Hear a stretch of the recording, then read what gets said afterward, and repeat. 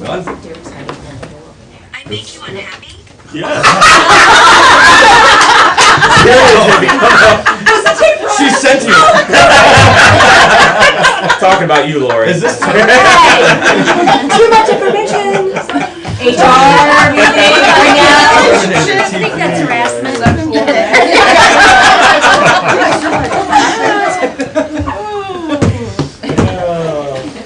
How to not start a meeting. Were we on? Yes. Oh yeah, I made sure that right away. No, Freddie's phone ringing was bad. I don't know. I got a new phone and Siri has a mind of her own. Okay. Welcome.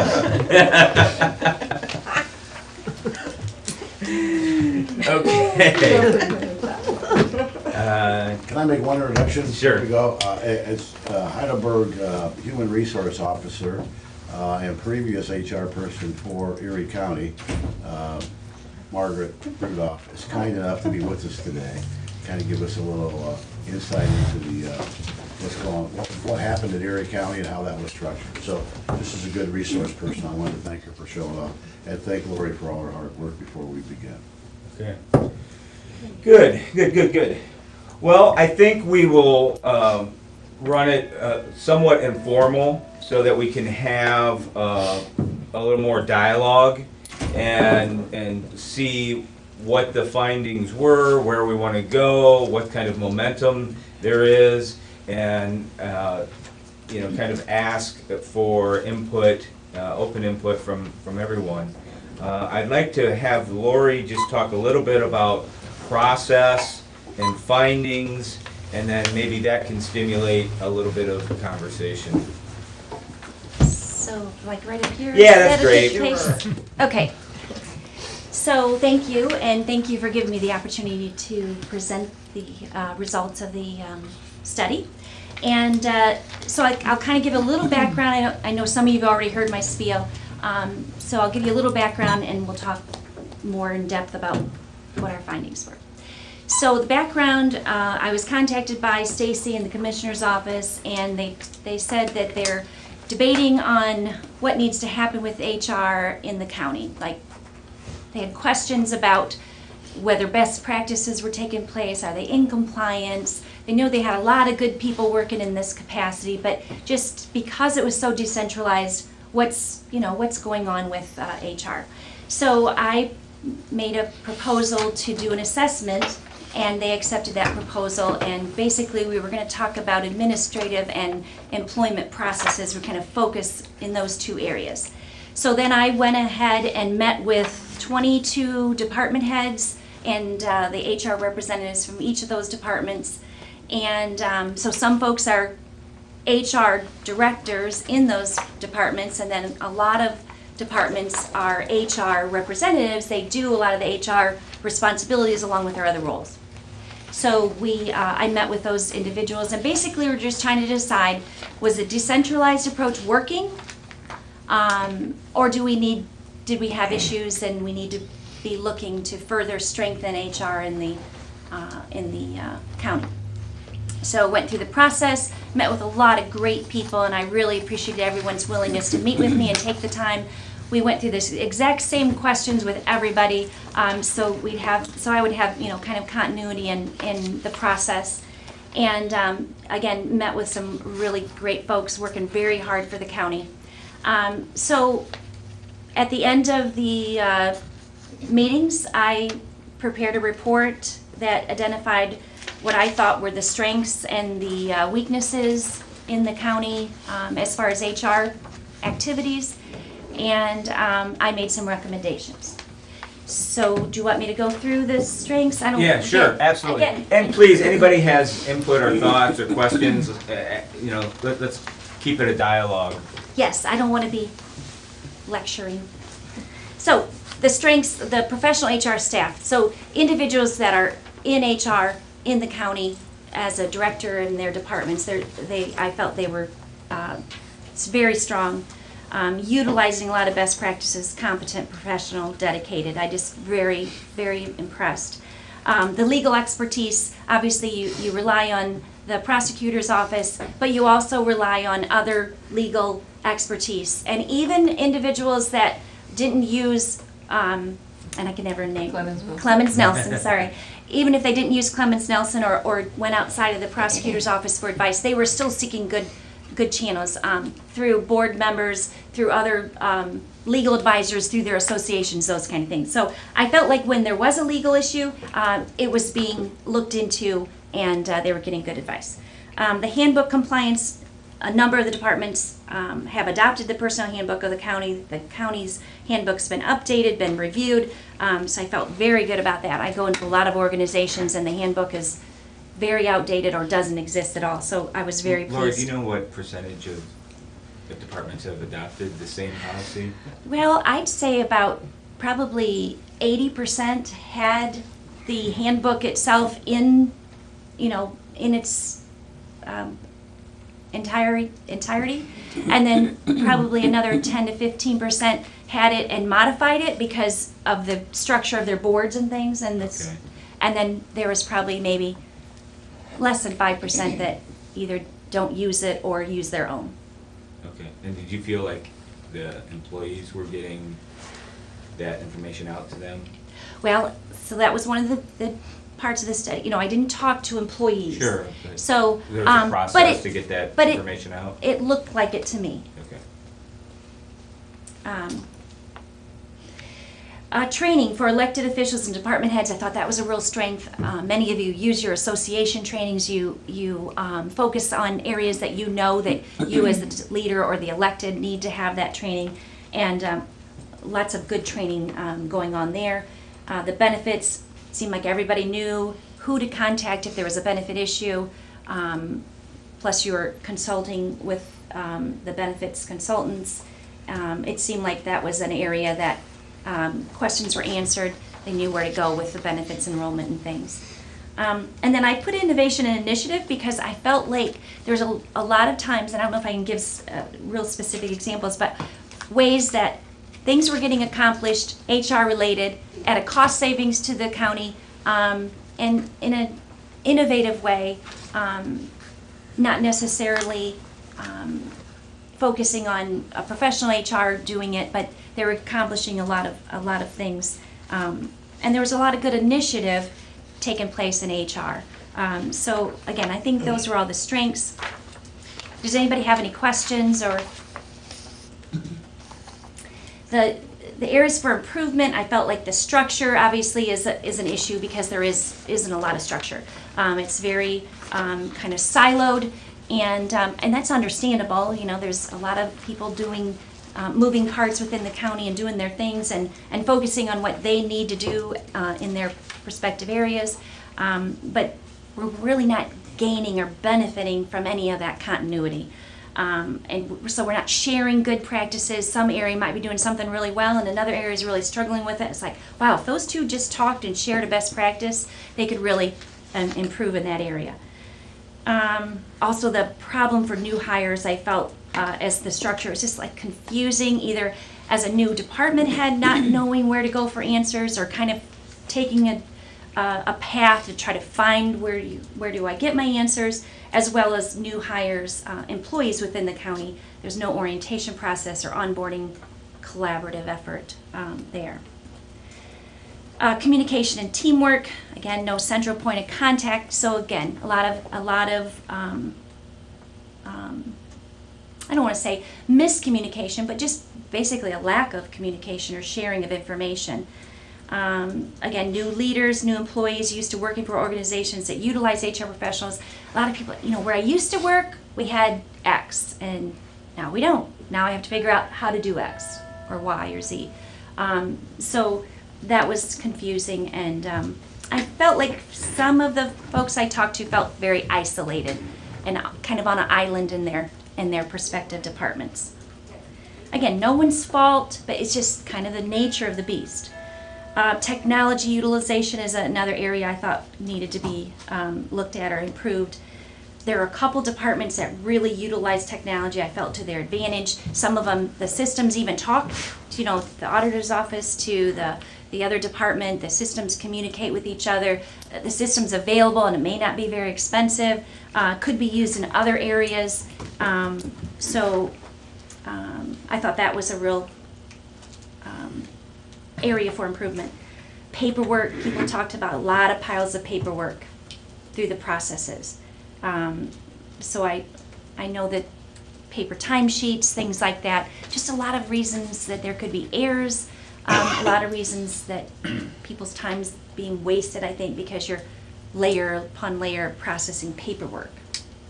And I don't think some of these would be too expensive to take advantage of some technology.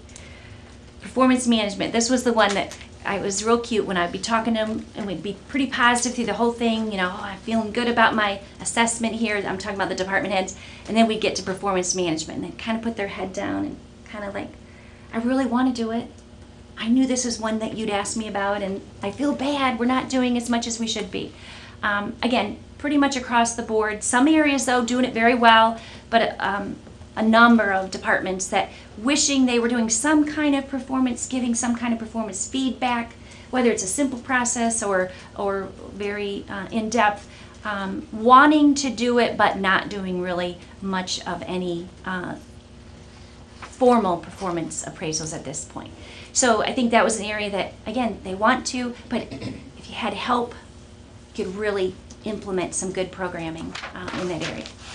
Lori, you were hitting all of the nails on the head, but I would say that also confidence in those employee reviews that you're doing. Yes. Confidence and just having that coach or that advisor that can customize it for your own spot and give you that confidence to execute them correctly is the other piece that is hard to put on a piece of paper, but it's a real vacant area. Right.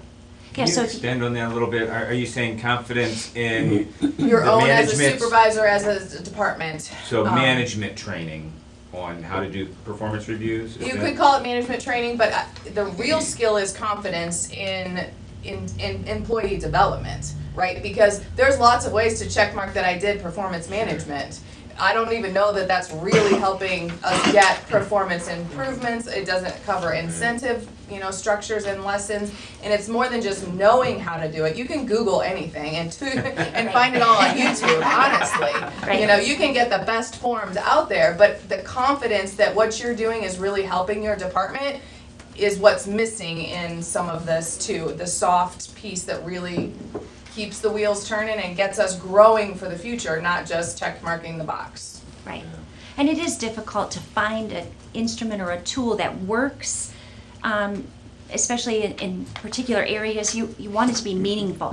You don't want to just be checking boxes. So I think that's an area that we could really make some strides in. Well, and it usually, when you have a good performance evaluation system, if the head of the department has certain goals set by their boards, typically those goals for the people that are under them help them get to where they need to be. So it also, from a strategic standpoint, they understand, staff understands where do we need to get to.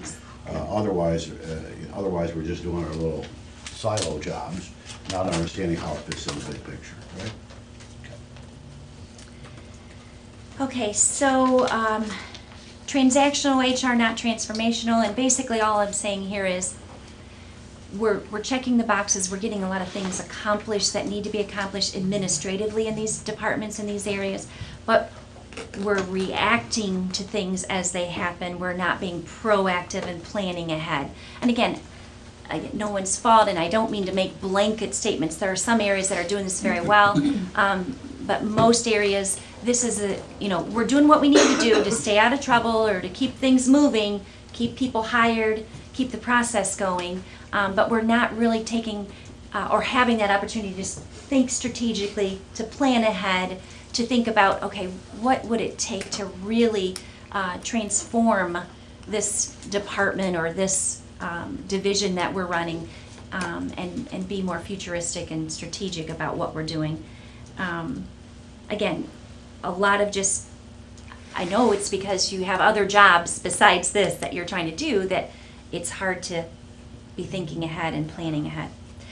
Training, again, I'm very positive about training for department heads, and elected officials, but I think the training for the employees, it's basically on-the-job training that I'm hearing about, training that they had to have to be able to do their job. But there's a lot of other additional training that could be taking place, a lot more Corsa events or Corsa courses available, but also training as far as anti-harassment and other compliance training, ethics training. I think I talk about that as one of my recommendations. But I-9 procedures, again, this was an area I had talked to Tasha and Julie in the auditor's office before about this. So we kind of had a heads up that we were going to make some change, work through this process of I-9s. Just making sure that they're, I think the completing in the timely manner is fine. It's just how information was being stored, if they ever were audited, what it would take to go through the audit process. So the auditor's office was very proactive with that. And actually they had one of their employees going through the files and kind of auditing them as I was doing the as I was doing the assessment. So they were already on top of that. FMLA, ADA, that's a real area that I have some just concerns with, that we're making sure that we're offering the leave appropriately, that we're following through with the paperwork. Again, I think when we're aware, when someone says FMLA, I want to apply for it, we're good. Oh, we know that that's the process. We go to the auditor's office for the forms. But there are a lot of times where I think FMLA, things that could be serious health conditions that could fall under FMLA are just being, well, we'll take care of them. We'll make sure they have sick time. We'll make sure. But you still have to offer them that benefit. And if you don't, then there's that always that problem that you could be like you were getting in the way of them having this benefit, which could be a liability down the road. So we need to make sure that that supervisors understand what constitutes as a potential FMLA event, and that we know who to go to and how to handle those situations. And again, it's not I think we view ourselves almost operating as a family. We're going to take care of each other, but there is that compliance with this, the legal requirements of laws like FMLA. ADA is another area.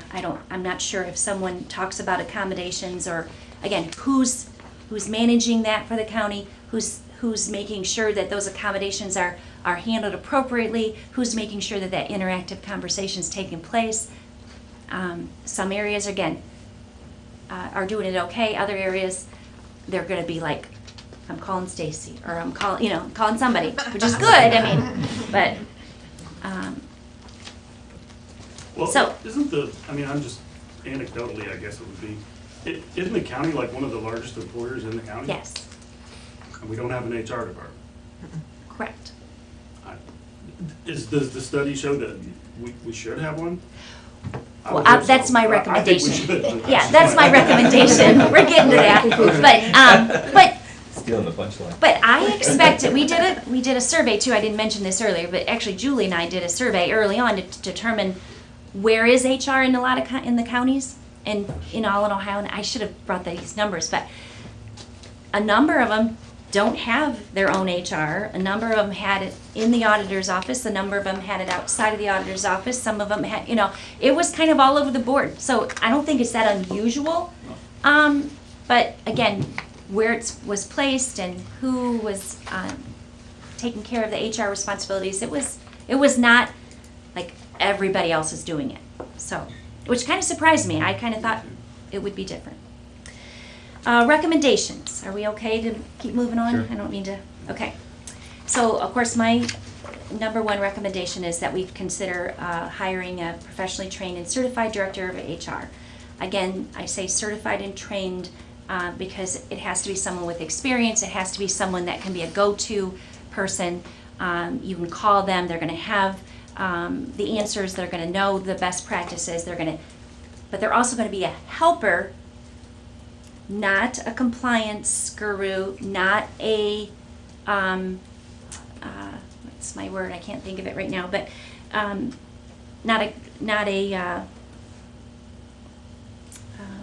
what's my word? Enforcer. or someone that's going to tell you how you have to do something. So the department head has an issue, okay, this HR individual would work with that department head, will work with that elected official. Okay, what's our process? What do we want? How can I help you? How can I make this job easier for you? What kind of things can I do to make your job easier? Helping with performance management, helping with other administrative functions within, the HR responsibilities. Again, helper, I guess not a dictator, not. I guess my concern was what I need is somebody to help me, like not drop my phone. But I also don't need somebody that's gonna pile more work on me. Right. Does that make sense? Exactly. Oh, I get that, exactly. Right. And there is going to be a fine line because there's going to be some things that, like FMLA, that's something we need to do now. We need to fix that. We need to, so maybe to go to a training to make sure everybody understands how to handle that.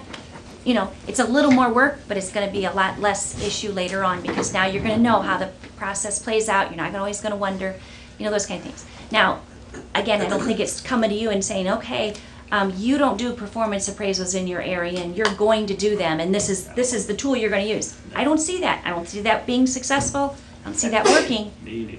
Right. And the study would support that. So, okay, utilizing technology more. I mentioned there's the VIP system. There's some departments that are utilizing more components of that system and making things smoother as far as handling of timekeeping and less adjustments to timekeeping and those kind of things. So the technology's there, I think. It's just we need to figure out a way to use it. And even in the meeting we had with the group the last time I met with the HR folks and the department heads, we talked about implementing some kind of somebody made a recommendation or offered to, can I make this form that we could use this form for new hires or whatever, and it was an email issue. We don't have secure email, so we can't do it. Well, let's figure out secure email. That's a simple solution. Shouldn't be something that stands in the way of us making an improvement in that area. Lori, my comment on the technology options is we definitely need it, but we also need to keep it like a menu option where we could pick some of these tools that are out there. We don't have time to keep up on the apps and the calculators and the awesome ways that you can track, improvement plans and all of that kind of Sure. stuff. And so if we had those technology, again, not forcing it on us, but using Right. it as a menu that we can pick what works for us for that particular day and that particular meal and that situation, Right. it Right. would be a huge benefit too. Well, I think that's a theme.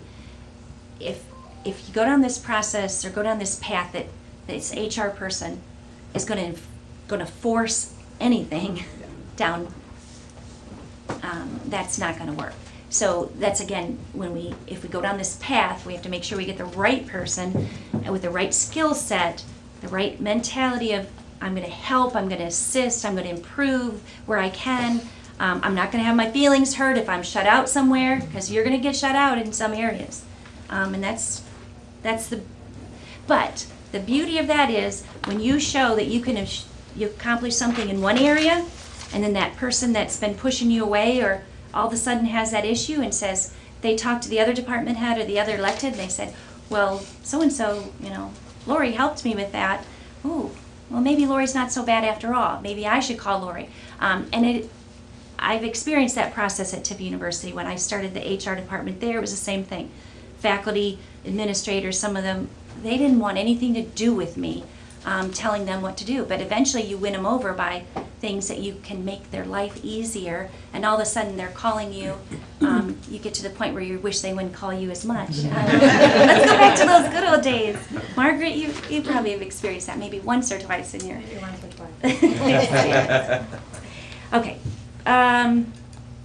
One-stop system for posting employment opportunities for all county positions. I think there's a idea that we have some. We're a great employer. We're probably one of the largest employers in the county. Or we are. Are we the largest in the county? Anyway, we're one of the largest. There's a lot of benefit to that. There's a lot of branding that we could do to promote this as an awesome, to work for the county. It's an awesome job, awesome benefits. You have some flexibility, of course it all depends on which job it is, but I think there's a lot we could do to really promote the county as an employer of choice.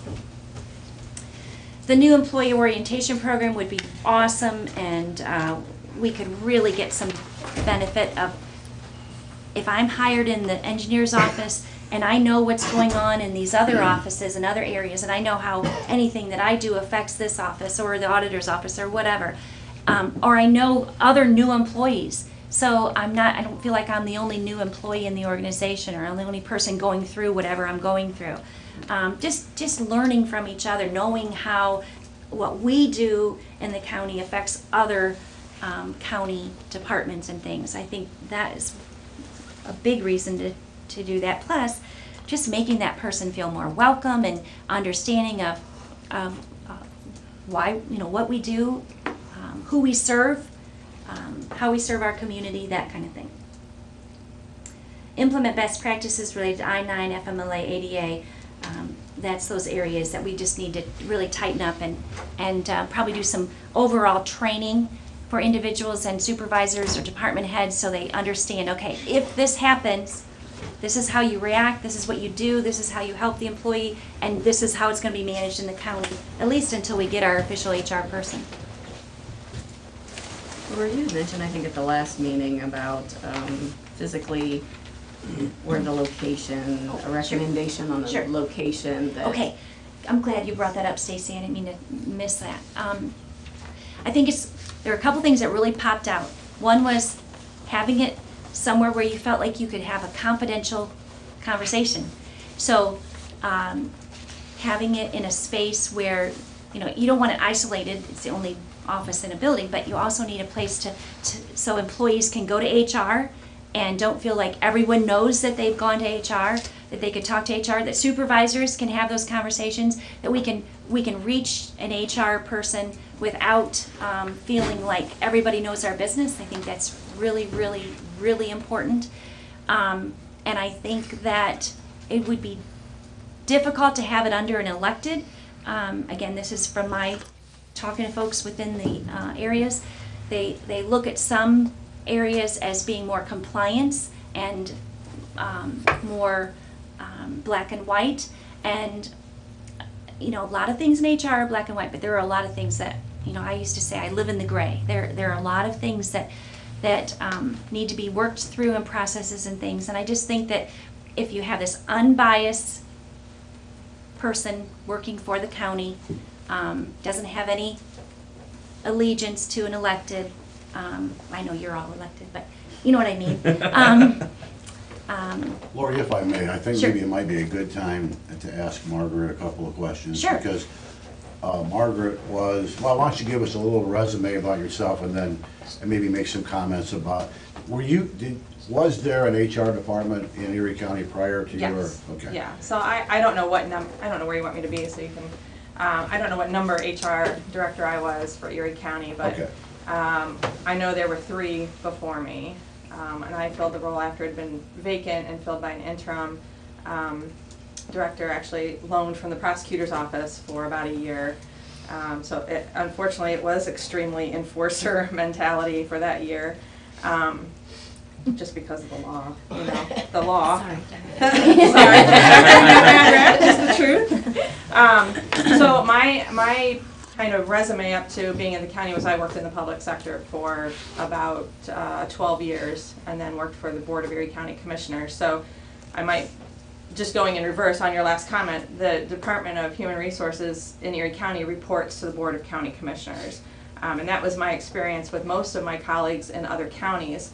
What you might have found is that other larger counties that have elected officials with larger departments, so say for example the Franklin County Engineer's Office will have its own HR department, but it still likely reports to the Franklin County. It's an arm of their general human resources practices under Franklin County Board of Commissioners. So the centralized is probably the best practice for counties because of the risks and the liabilities and the errors and omissions that is the largest component of your liability insurance, and the importance of having to have consistent practices even among elected officials who can make their own decisions and can have their own policies and procedures, but generally in that bigger scheme of liability and that umbrella that falls under risk management, you want somebody actually to have a bit of compliance role and a bit of understanding on what needs to be consistent throughout all the different departments, whether they're appointed by the board or elected.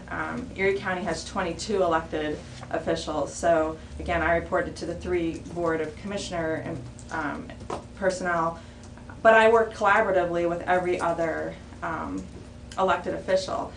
And maybe in your report, I don't know what your collective bargaining arrangements are here in Seneca County, but in Erie County, the person who served as the Director of Human Resources was also the lead negotiator for the board. So in Erie County, there were 9 collective bargaining agreements.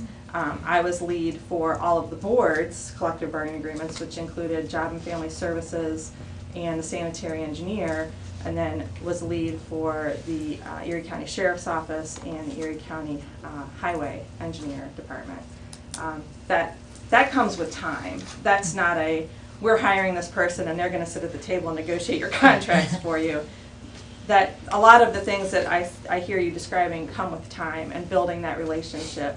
But in terms of where your centralized HR should report, my own opinion from my own experience would be with the Board of County Commissioners.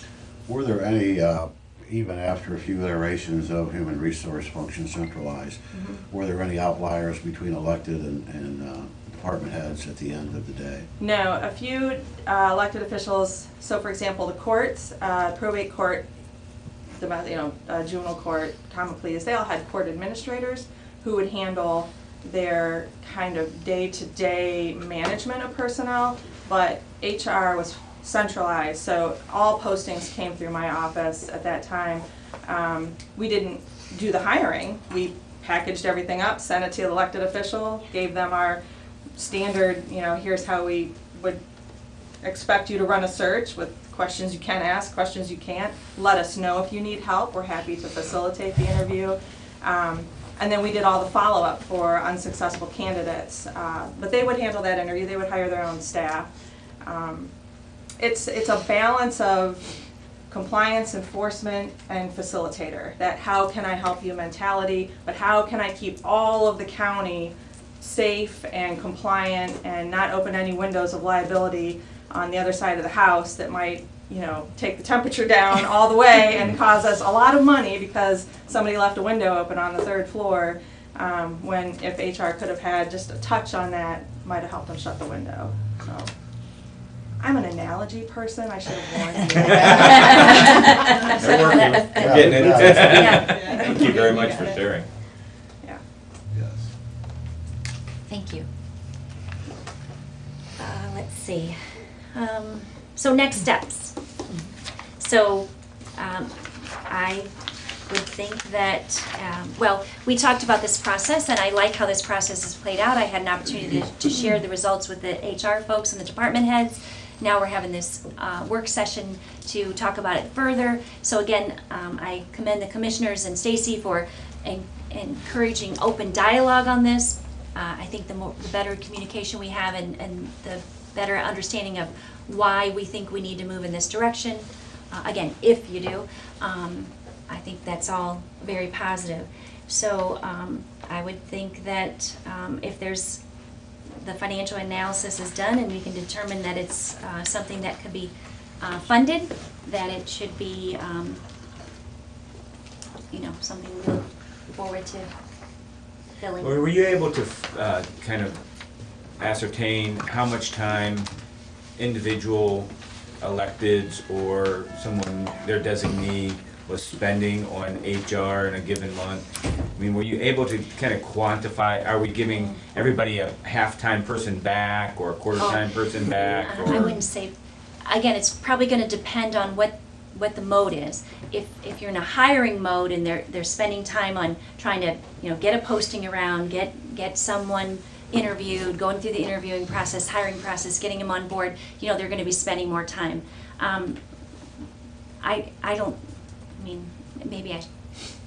It can't be more than a quarter of their time because, again, they're just trying to do this among a whole nother, position that they're holding in most cases. I think it kind of ebbs and flows too with the, Yeah. I mean, we hire people usually to hang around for 20 years, you know? But then when we have to hire, we're completely lost because we haven't hired anybody in 20 years. So then we really need help, you know? Or the firing people. I mean, one of the talents that HR has is they fire people and they make them feel like they did them a favor. I don't have that. Wow. I haven't had that experience, just reality check, but. So, I've never had that ability. I always feel like I've let somebody down, you know? Yeah. So it's like you need that kind of help to make sure you're doing the right thing, the compliance, all that things you said Right. is great, but I don't think it's a lot of time waste. Yeah. It's just at the time you feel overwhelmed because you don't know what you're doing. Right. Yeah, I would agree Personally. with Ken, and then it's a whole factor of when you do hire somebody, you're kind of, I mean, not saying that Tasha doesn't help, but you've got paperwork that you only do once in a blue moon, and you end up screwing it up 3 times because you only do it once in a blue moon, where if it was something that we had, you know, an annual training on just to remind us how to do it, and then we were able to access that electronically and submit it electronically back and, you know, get it to our new hire quicker and those types of things. Even if it's online orientation for them, it would help us out quite a bit. Because, I mean, we all went through that hiring and that phase, and then knowing, oh, well, just in my instance, I have to make a phone call today because I'm going to have an intern. So now what's the process if you have an intern? What forms does an intern fill out?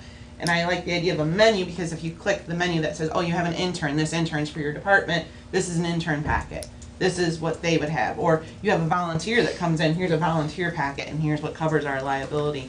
Those are all things that are kind of stuff we don't do every day, but we need the quick access to and the guidance on it. But I think that the question about how much time people spend on human resource is kind of a moving target. The more folks you have under your jurisdiction, so to speak, Right. probably I think that DJFS probably has somebody that works pretty much full-time doing Well, HR, yes. right? Yeah, she does. Yeah. Yeah, Okay, Ginger and I is think that the full-time. sheriff's office probably has somebody who works a good percentage of time. In our case, in the auditor's office, we have an individual who has a large percentage of their time.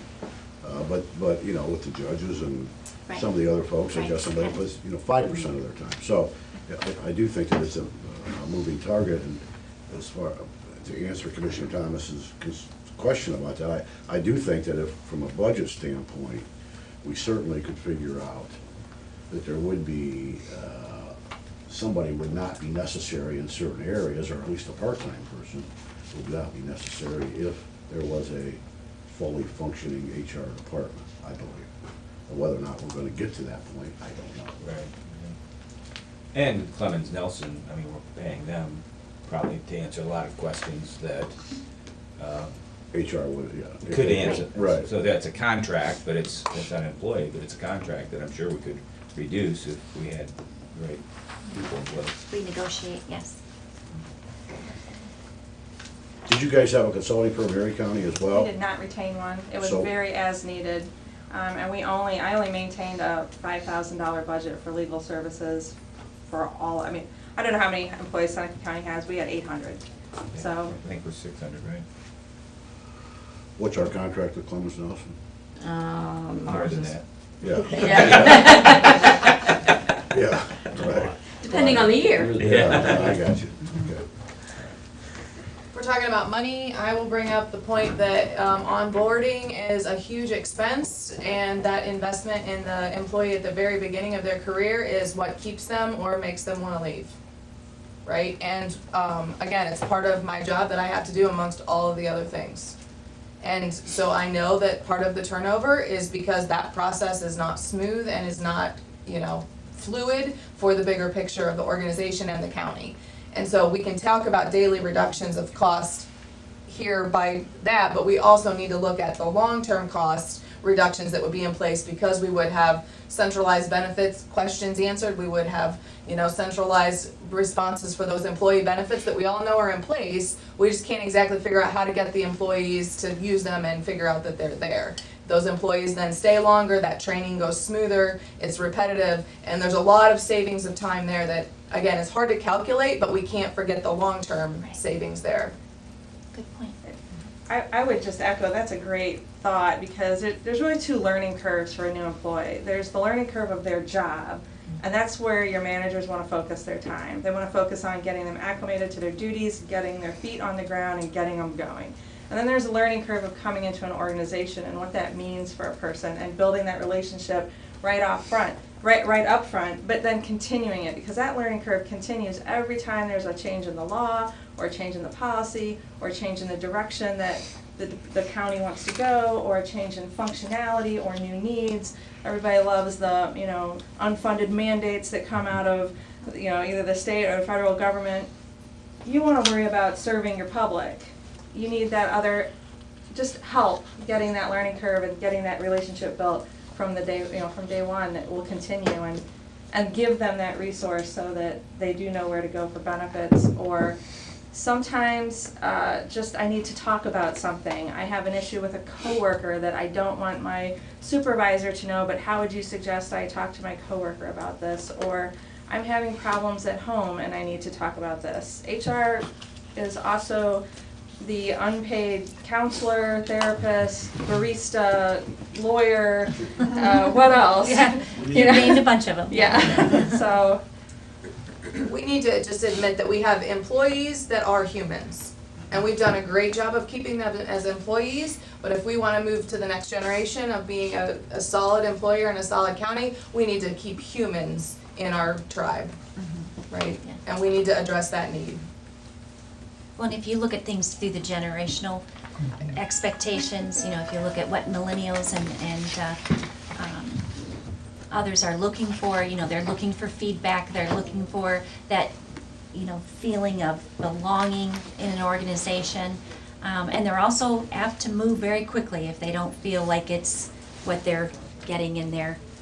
So we might feel pretty comfortable that we've had less turnover over the years, but I look for that to continue to be a challenge if we don't do some of these things. Especially today, if you have an employee that's highly marketable, they'll go where somebody treats them Right. the best, and they Right. can. I was just gonna say that, you know, it's about what doing right for our employees, and I've been in the environment when I worked for a large employer, and boy, they had all of these T's crossed and I's dotted, and then I was in a situation where I was in charge of all of it, and I didn't know what the heck I was doing, and I was scared to death, and I'm calling people all the time and going, okay, what can I say, or where do I find this? You know, kind of a thing, and so it is what I makes the still people call a friend of comfortable. mine in HR at a previous employer to ask her things. That's some of that innovative thing that I talked about, It's you know, as far tribal as, knowledge is yeah, what I it's, just know her, so I call knowing her. where to find the information, so you're being a little creative and having that outlet or that contact. So are there, like, even if it's gonna take time and the commissioners decide, hey, we're gonna mull this over and we wanna maybe implement an HR person, we understand that it could take a year or so to get finally there. But are there tools that we could implement over the next 6 months that are going to make our HR processes easier? Like, are there paperless tools that can be implemented now? Are there add-ons to VIP that would make everybody's life easier?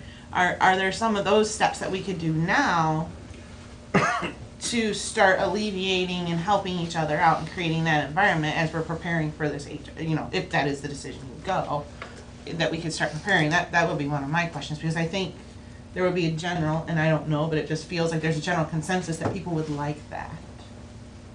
But Yeah, then- it's like any process, you know, it takes staff, you know, and implementation takes someone dedicated to follow that path. So, I mean, Well, I think some of your that begs the compliance question. concerns need to be addressed sooner rather than later. And that's just gonna take some training and some additional processes put in place to make sure those are, you know, that's a liability issue, and you wanna cover those pretty quickly. And it doesn't take a year. I realize it's gonna take some time, but it shouldn't take a year to get a person in place. I mean, I think the process could be a lot quicker than that. I think there is a part of a model in VIP that, Ginger, you guys use that, right? Is Ginger here? I personally. Yeah. Kathy, oh, I didn't see Kathy back there. Hi, Kathy. We use Infinity. Is that part of VIP or is that something separate? We imported it. You, okay. Margaret, I don't know what's involved with that. did you have a staff in Erie County? What was your office look like? I did. So I had 4 employees in my department. I had, one was part-time, so I had an HR officer. So Matt's role was really the recruiting role, the onboarding role. He managed the monthly trainings with all new employees. He did monthly personnel and HR trainings with all of our liaisons to the different offices, just kind of along those, making sure FMLA was managed correctly. The risk management person reported to me, so she did all of our county liability as well as workers' comp. So not an area you touched on, but the management of your workers' comp claims countywide is a big function. It's not just each elected official, it's you have one policy, so that's an important function that you want to keep an eye on. And then we shared an administrative assistant. Our part-time person was our wellness and benefits coordinator, so that was an add-on just prior to me leaving the county. But Do you recall the budget for your department? my budget was right around $1 million, so that's, but it included the benefits, so for the county, so. Yeah, so that's not, yeah, that wouldn't be an entirely new expense for the county. That's pulling in some Correct. areas and. Beth, do you have anything? Well, I kind of wondered how we might fit into this, the health department being a little bit of a different animal. So, that's great. So our We separate have a appointing joint authorities. Yeah. health So our Board of Health, they have their own board, they have their own appointing authority responsibility. We worked collaboratively with them only, but they were on the Board of Commissioners Health Benefits Plan, so that was really our kind of connecting piece. They did have their own HR person. I worked with her daily. Again, not to tell her what to do, but it was more of a, she would call me and say, how are you handling XYZ? So that we were consistent. It doesn't really matter who an employee reports to. If they sue the county, that litigator will look for where are there consistencies and where there are not consistencies within the county. So that was really our focus. Again, it's that liability umbrella that we really tried to stay focused on, there, making sure there were consistencies. But the Erie County Board of Health has their own board and very respectful of that. You know, not to change their rules, but to try to ensure consistencies. The other, we had 3 kind of collaborative relationships with that. The other was with our Metro Housing Authority, so I'm not sure if Seneca County has a Metro Housing Authority, and then our Board of Developmental Disabilities. So again, they all have their separate authorities, but worked collaboratively, and they were all on our health benefits, so.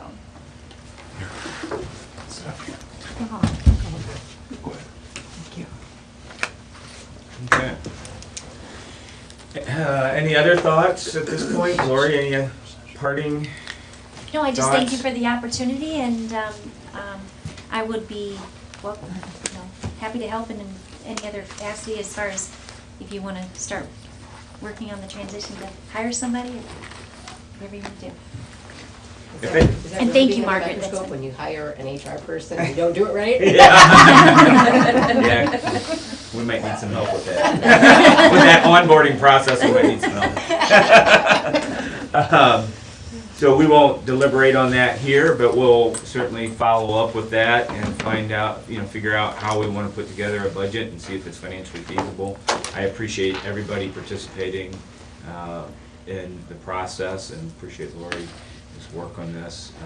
We think it's worthwhile exploration, and I thank you for your contribution. Anytime. Yeah. Happy to help. Very Thank you, Mark. Yeah, thanks everybody for coming, because I think your input's real important, and if you have comments after, that you think about later, you think of, let us call Stacy, call, or let us know. All right. We'll take a 10-minute health and wellness break and be back in session at 10. Pause for the cars. Pause for the